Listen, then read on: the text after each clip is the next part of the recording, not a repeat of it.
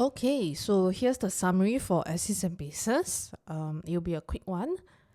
So if we look at what's an acid, what's an alkali, right? You notice that this is what's most important. An acid must give H plus ions when dissolved in water.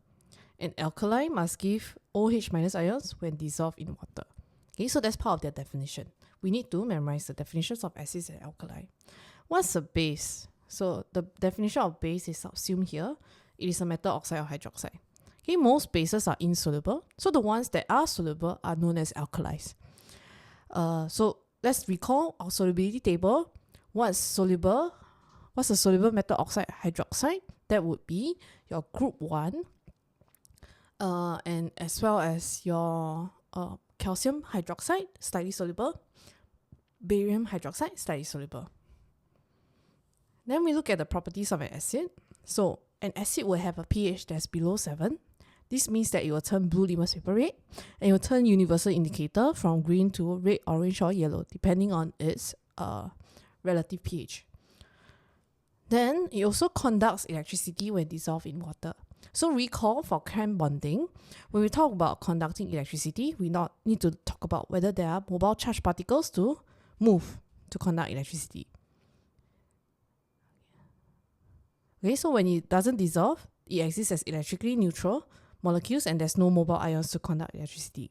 But once it's dissolved, it becomes H plus and say Cl minus, and these ions can move. Okay, last but not least, it tastes sour, so that's something for you to remember. Citrus fruits. So some common acids that we need to know: hydrochloric acid is HCl, nitric acid is HNO3, sulfuric acid is H2SO4, and ethanoic acid is CH3COOH. Now, what are the ions that they form when dissolved in water?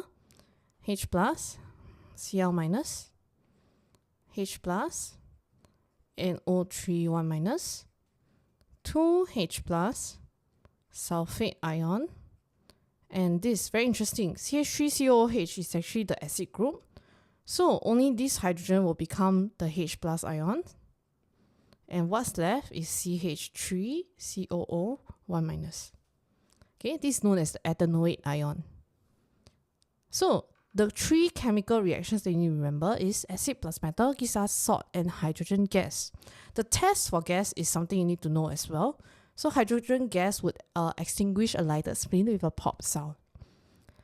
Acid plus carbonate gives you salt, water, and carbon dioxide gas. So the test for carbon dioxide gas is to form white precipitate when the gas is bubbled into lime water.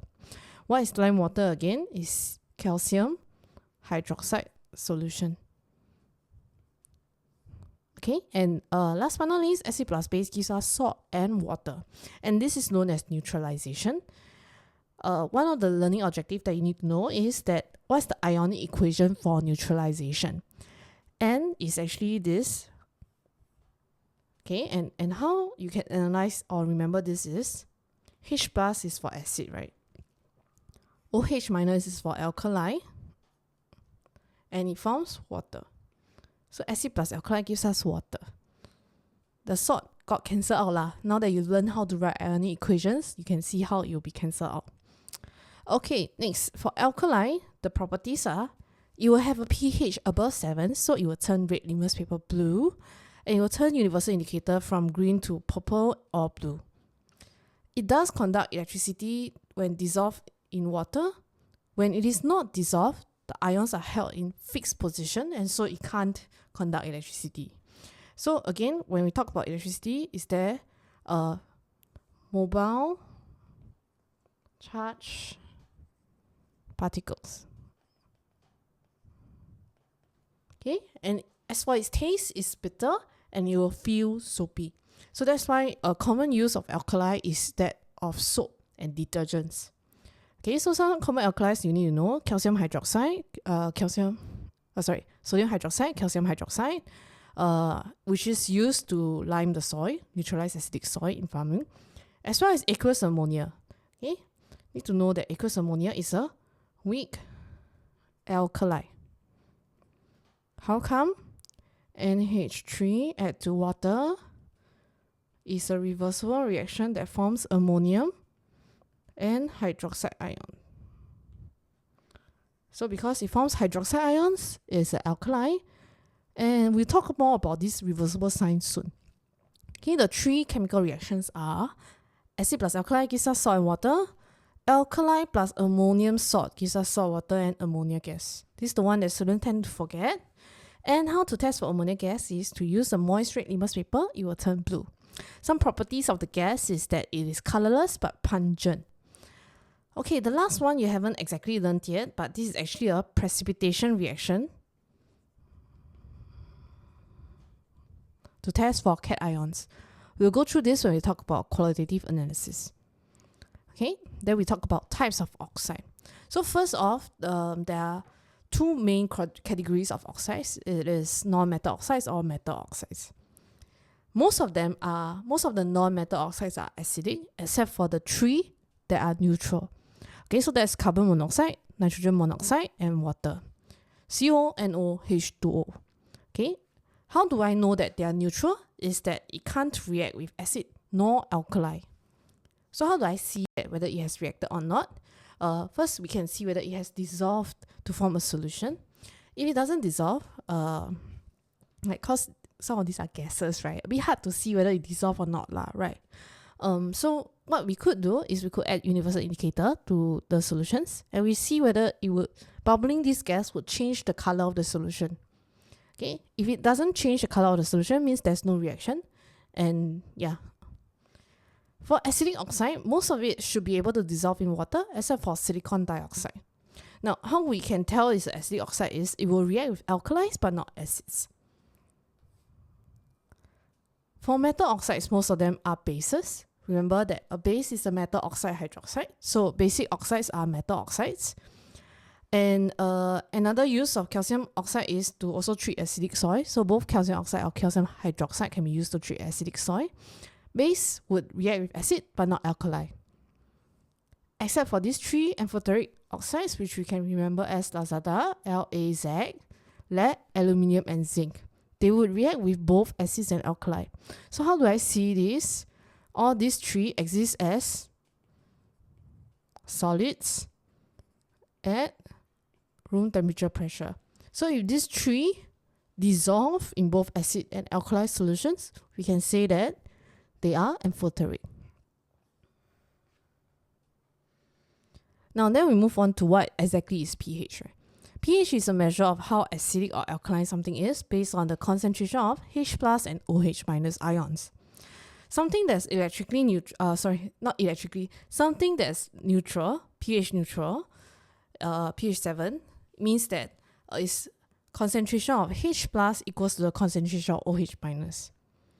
Okay, anything below 7 means that there's a higher concentration of H plus as compared to OH minus.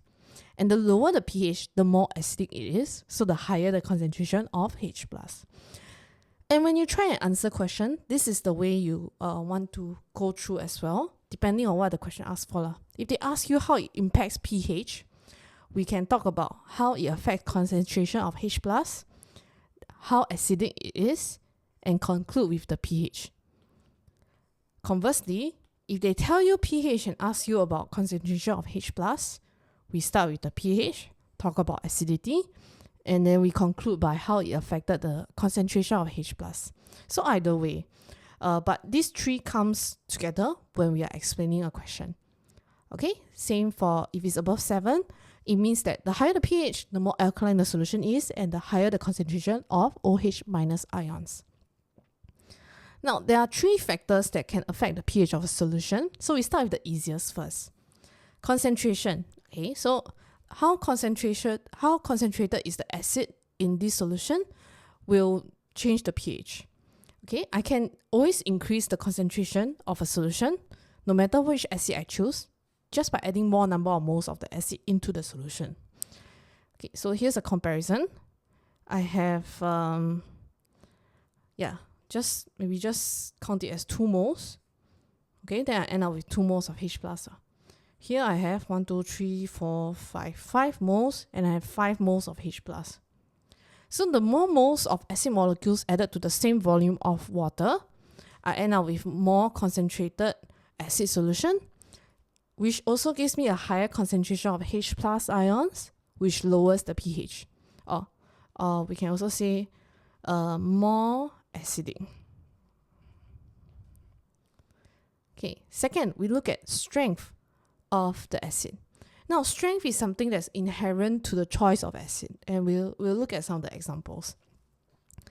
Okay, so what is strength? You need to know the definition is the extent of ionization to give H plus ions in water. Okay, so here I have two acids. You can see that both I added 3 moles of the acid molecule, but on the left hand side I have 3 moles of H plus, 1, 2, 3, and on the right side I only have 1 mole. The rest remain unionized. They remain as molecule. Okay, so what does it mean? If it's a strong acid, it's 100% ionization. Any number of moles of acid molecule I throw in, it will all become H plus and the anion, right? So it leads to a higher concentration of H plus ions and a lower pH. But if it's a weak acid, it only partially ionizes in water. So given the same concentration of acid, it will result in a lower concentration of H plus ions and a higher relative pH. Okay, so one thing we can look out for is this reversible sign that we mentioned when we talk about ammonia. Okay, so an example that is always given is ethanoic acid.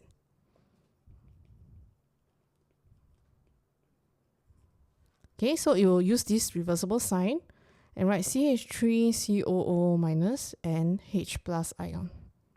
Okay, so it is an acid because it gives H plus, but it is a reversible reaction, which means it's a weak acid. Okay, the rest are strong acids. So we take it as they will ionize fully in water. Basicity is the maximum number of H plus ions that will be produced per acid molecule when dissolved in water. So here I have 1, 2, 3 moles. On the right side, 3 moles as well. But if I look at the number of H plus ions formed, 1, 2, 3, 1, 2, 3, 4, 5, 6. Okay? And why is there like this twice, 2 times more when I started out with the same number of acid molecules? On the left side is a mono basic acid, which means 1, right? On the right side is a di, which means 2 basic acid. So a mono basic acid gives 1 mole of H plus per 1 mole of acid molecule, whereas a di basic acid will give 2 moles of H plus per 1 mole of acid molecule. So this leads to a di basic acid giving twice the concentration of H plus ions if it is the same acid, if it's the same concentration of acid solution, and hence it will have a lower pH or more acidic solution. So some examples of mono basic is these 3, because they only give this 1 H plus ion when dissolved in water, whereas for H2SO4, when I dissolve it in water, you'll give me 2 H plus and SO4 2 minus. Okay, so same concentration of the acid molecule results in twice the concentration of H plus ions. Okay, so that's a quick recap of acids and bases.